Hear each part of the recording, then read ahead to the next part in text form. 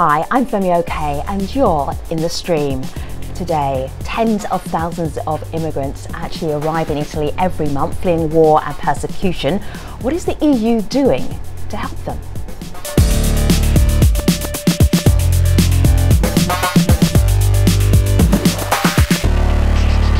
It's amazing to think that there are so many people literally every day leaving the coast of Africa, leaving the Middle East, heading towards Italy looking for a safer way of life, a better way of life. Lika Blau is our digital producer. What are you seeing online? What are people talking about? Well, they're talking about just that, Femi, why the numbers are so large and what are the options are for why people decide to leave. So one of those talking about this on this topic is JBN on Twitter. He says they've seen it all. So if they stay home, they'll die. If they try the sea, there's a slim chance they'll make it. We'll talk about that journey in today's show, but we can't do it without you. We want your questions and your comments on this using hashtag AJStream. And we will continue our conversation about migrants to Italy in just a minute. But first, remember, you can be part of this conversation as well. So be sure to like the stream on Facebook. You can actually go to facebook.com/AJStream, pictures a story, add a comment, lots of places to do that. And then maybe your idea will actually end up in the show. Hi, I'm Laura Zahra McDonald. I'm Director of Connect Justice and I'm in the stream. Italy's southern ports are overwhelmed. Over 100,000 people have arrived from Africa and the Middle East this year, escaping war, persecution and seeking economic opportunity. Following last year's Lampedusa disaster, where more than 360 immigrants drowned crossing the Mediterranean, Italy's Coast Guard and Navy launched the Mare Nostrum, that's our sea, and that's a humanitarian search and rescue effort. It's believed that the operation has saved around about 90,000 lives, yet Italian officials say as many as 18 migrant vessels set sail each day from Libya, headed for Europe, overwhelming its immigration centres. Italy is asking the European Union for help in rescuing and processing these migrants, a request that hasn't been well received. The arrivals are expected to continue. Over the weekend, Italian Coast Guards picked up more than 2,000 African migrants off the coast of Sicily, including several women and children. So how should Italy handle this influx, and what should the European Union be doing to help? To help us talk about this from Rome, we're joined by Carlotta Bellini. She's the head of child protection for Save the Children Italy. From Geneva, Vincent Costel is the director of the UNHCR's European Bureau. Hans Locht is the senior researcher at the Danish Institute of International Studies. And Adal Neguse from Stockholm is an Eritrean refugee who found asylum in Sweden. So it's great to have you all here in the mix. Let's start with Adal. You used to live in Eritrea, you now live in Sweden. That journey was quite a journey. What made you make it? It was a tough journey, very harsh journey. But I had to do this in order to reach my destination, because back home it was very hard situation. So I had to do this journey. What did you know was going to be ahead for you? Because the stories we're seeing about migrants trying to get from Eritrea or maybe even Syria and then trying to get across the Mediterranean, these stories are terrifying stories. What did you heard about the journey? Everybody knows that this is 50-50, to live or to die. So I knew that the journey is not that easy, but I had no options. So I took it anyways. Okay, so I want to actually ask Carlotta, it's amazing that sometimes in the boats that come across from parts of Libya, parts of Tunisia, I'm going to show people what some of these boats look like, and they're just literally packed full of people. Sometimes in these boats are little kids traveling by themselves. What have you heard about their stories? How do they get in that situation? Yeah, the children, the unaccompanied children, so children that travel alone are really many. And in fact, on the total of more than 15,000 of children that have arrived since the beginning of the year, more than 9,000 have been traveling alone. And if they do so, it's for different reasons. So there are children that, for example, come from Eritrea. They want to escape the military service, and therefore they decide to leave. And otherwise, there are children, for example, that come from Somalia or Mali or Nigeria, so they come from conflict situations. And otherwise, also Egyptian children. And in that case, for example, they really escape from poverty. They all come from very poor families, and therefore they try to have a better future here. Well, Vincent, Carlotta's explaining who is coming and who among the children specifically, but I want to take us back just a step to talk about this journey, and it's the journey that Adal was referencing. Online, one person, Solomon, writes in that human rights of the migrants must be addressed, providing life jackets and mutual support. It's those life jackets that I really picked up on, because we also got this Facebook comment from Eileen who says, the reason so many deaths occur at sea is because smugglers pack boats with so many people, knowing how little the boats can actually handle. Not to mention they indiscriminately abuse the migrants. So we have two things there. We have the smugglers, we have the journey and these boats, if you can call them that. Can you tell us what migrants are facing? Yeah, well, before they get onto a boat, the people leaving Eritrea, leaving Syria, leaving Palestine, leaving Somalia, and all those countries, I mean, first people have to cross by land. And there the journey is already perilous. Lots of people don't make it. In particular, many children and women get trafficked on the way, sold on the way. Many people are dying in the desert, crossing from eastern Sudan to Libya. So what we see is actually just the visible tip of the iceberg. Much more people are traveling to the north because they can't bear anymore the conditions in which they are living. Now, not everybody is living. Some people are staying in refugee camps in eastern Sudan, in Ethiopia, for instance, on that journey. Others are going. What makes the people move?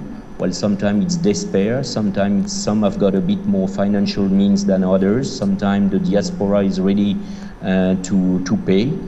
People are ready to take a loan that they will reimburse later on. And so that then it's supply and demand. There are all sorts of smugglers of all types on the way, on the route, some helping the people, but definitely people making also a lot of money out of that human misery, abusing of people. Depending on what money you have available, you go on the top deck of the boat or you go into the bottom of the boat, and your chances of survival are not the same as we've seen it in recent incident in Italy. I'm just going to show you a map here. It gives you an idea of where migrants are actually arriving into. So much of Western Europe, that's where they end up. But then also what's really important is where are they coming from? Two of the biggest areas. One is Eritrea. This is where Adal came from. The other place is Syria here. So in the last year we had 16,000 people. And the numbers are a little fluid, I have to say, because not everybody is being processed in a way that you know what the numbers are. But thousands are coming from Syria.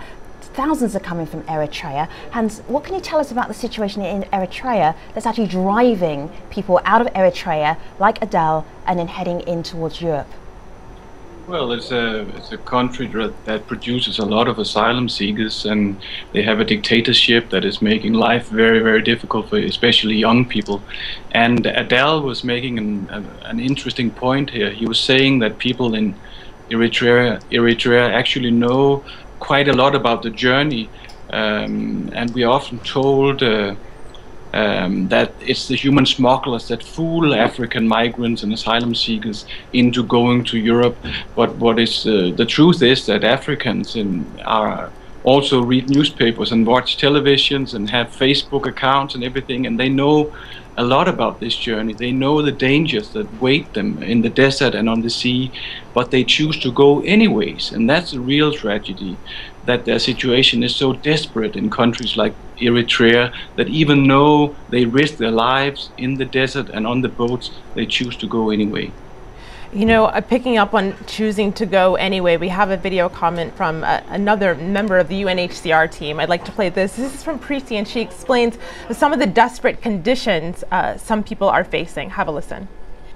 Certain themes reiterate through the stories of these refugees, regardless of their nationality. First, they've exhausted all options, all means, before they take this treacherous sea voyage.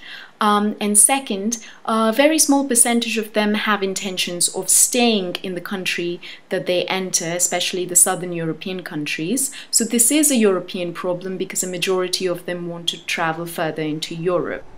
Adele, she says that they feel like they've exhausted all options. Is that how you felt when you decided to make the journey, not once, but twice? Yeah. For the first time when I left Eritrea, it was 2002, and the reason I and many others are leaving the country is the oppressive regime in Eritrea. So I felt like when I fled Eritrea for the first time, I felt like, wow, finally I'm free, I'm in Sudan.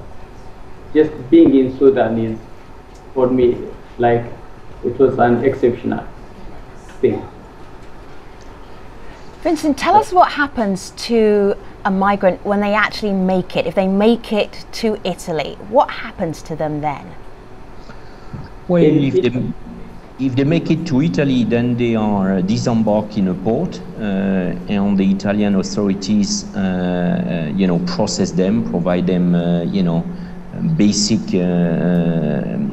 supplies. The people go through a medical screening, and then they are sent in principle to a reception center. And their people are told what's their rights, what are their options, and then people decide. The authorities wanted to, at some stage, to register, so they register the people, they take pictures of the people. They also wanted to have the people give their fingerprint, but some of the people don't want to give their fingerprint because they're scared that if they give their fingerprint and if they leave to another country, they'll be automatically sent back to Italy. So some of the people are staying in those reception centers. There are not enough reception centers in Italy, not enough in Greece, not enough in many Mediterranean countries, but they exist. At least they have some limited capacity. But some of the people don't make the choice to stay there, either because they don't like the place, either because they have relatives in other countries in Europe, and they want to join them. So there's so many numbers here involved in this whole issue, Carlotta. It seems to me like Italy would need some help. How much help is Italy getting to cope with all of these migrants heading thousands by the day? Well, the first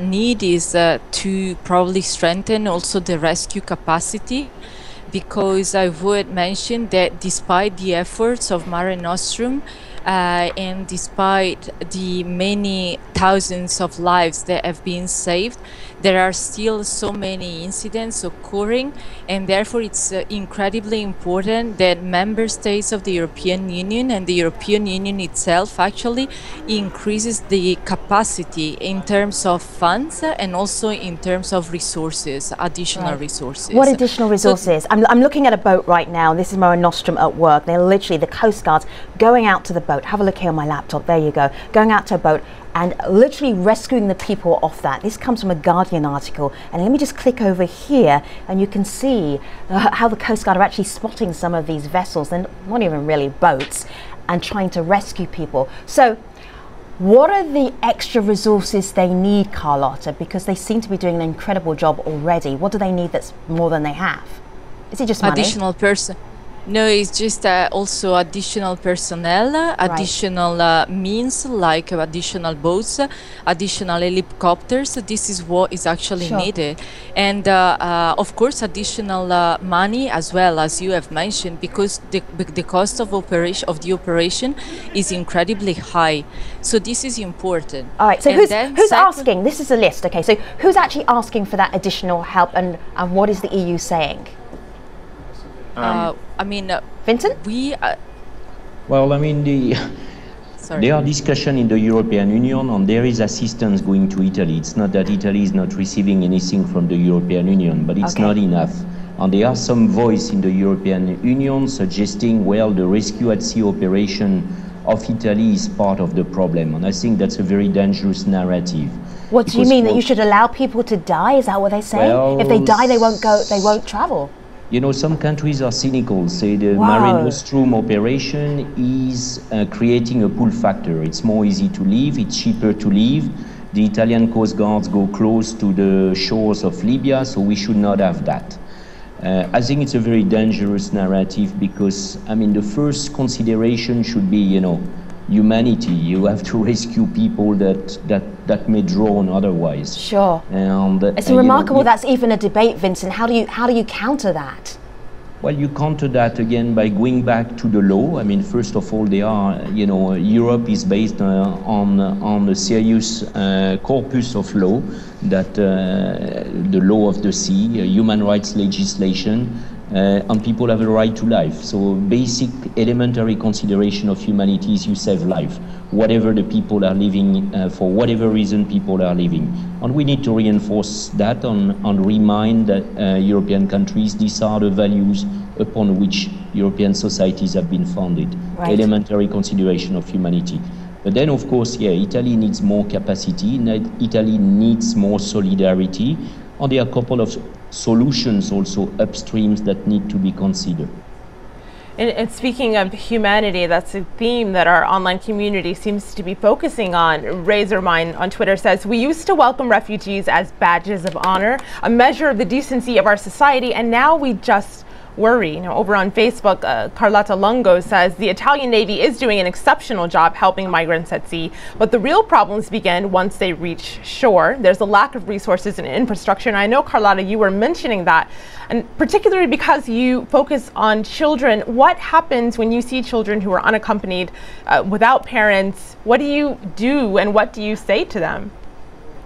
At least we inform them of their rights, what they can receive if they stay in Italy, and also what are the risks if instead they continue their journey. This is important.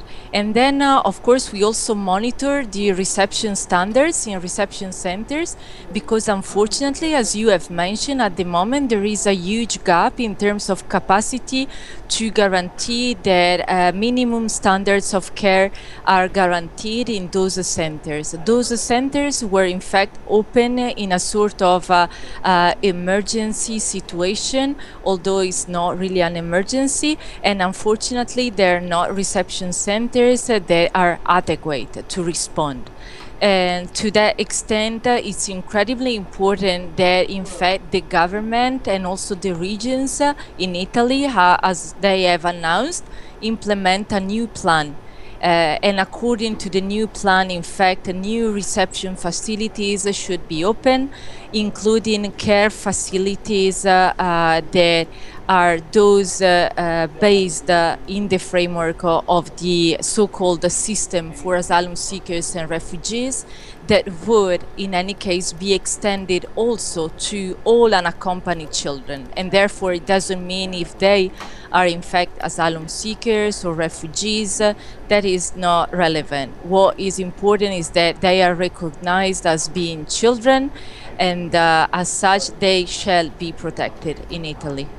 So Hans, you've been looking at this issue, this migration issue, for quite a long time. If you're looking at where we are right now, we have a sort of search and rescue Coast Guard looking out over the Mediterranean, so hopefully not as many people are taking a deadly journey.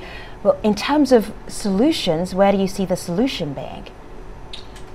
Well, in the short term, I think it's important that Europe tries to maintain the Mare Nostrum operation, which of course represents a total turnaround in Italian politics on this issue, because during the Berlusconi years, Italy just tried to push back migrants to Libya, and after the Lampedusa incident they launched the Mare Nostrum operation, and that should really be praised, I think.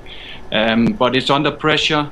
It's under pressure in Italy from the far right, who are saying that it's a waste of money and that it attracts more migrants and refugees. And I think we need to find a common solution to somehow finance the Mare Nostrum operation. Otherwise, many more people will die on the sea. That is clear. And at the moment, talks are ongoing between the Italian government and the EU Commission. And I actually don't think the EU Commission is the biggest hurdle here. The biggest hurdle is to be found in the various capitals of Europe, where other European countries are probably unlikely to want to accept more asylum seekers or refugees. Sure. Adele, we talked about the Lampedusa disaster, and your brother was one of the hundreds of migrants who actually died in that disaster. If you were talking to other members of your family or community back in Eritrea and they were desperate to get out of Eritrea, what would you say to them today? I don't know. I can't say to them that they stay at home, because I know that the situation back home.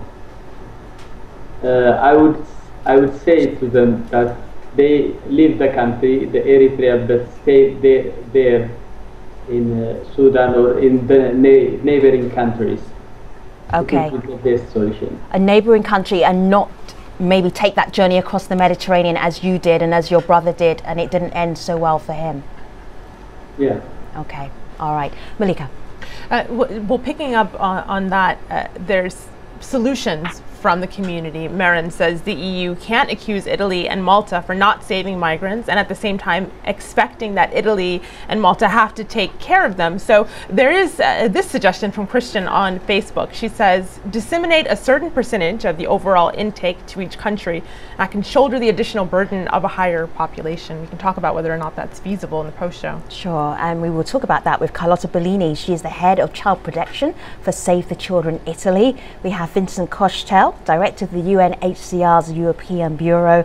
Hans Lucht is a senior researcher in the Danish Institute of International Studies, and Adel Neguse is an Eritrean refugee. He's now found asylum in Sweden. We will pick up the conversation at stream.aljazeera.com in the post show in just a moment. But first, here's Malika with some of the other stories that we're following.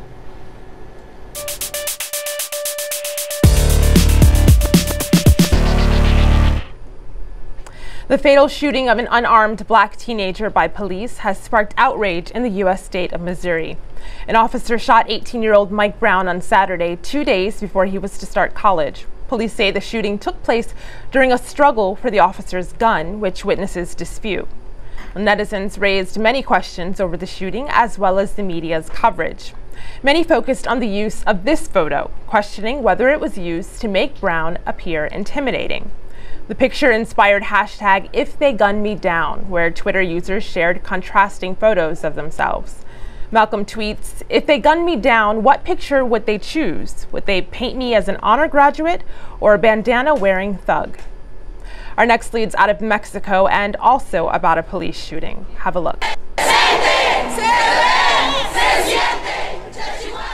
Demonstrators in Puebla State want accountability and are calling on the governor to resign over the death of a child fatally shot by police at a protest in July. Officials say there were 1,250 demonstrators at Sunday's march, while organizers estimate a much larger crowd of 10,000. Some protesters use hashtag YoSoy1251 or I am number 1251 to refute accounts of a low turnout.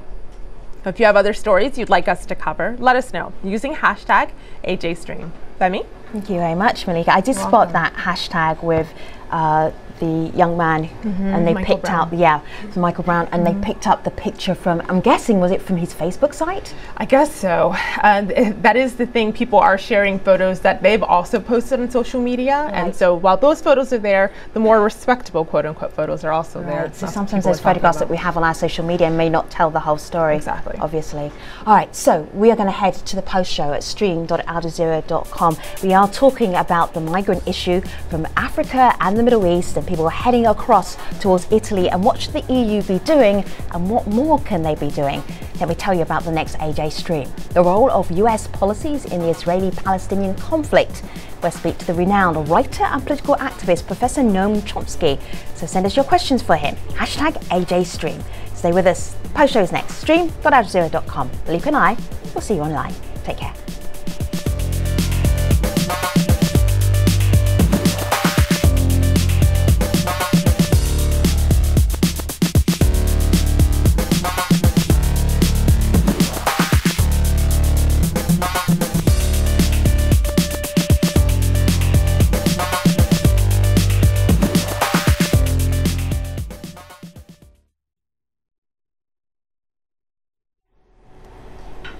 Hello, welcome back. We're discussing the influx of migrants to Italy. Let's pick up right there. I'm really curious as to people who are very directly involved with this story, what you would suggest happens next. Hans, you gave us a little bit of a tease.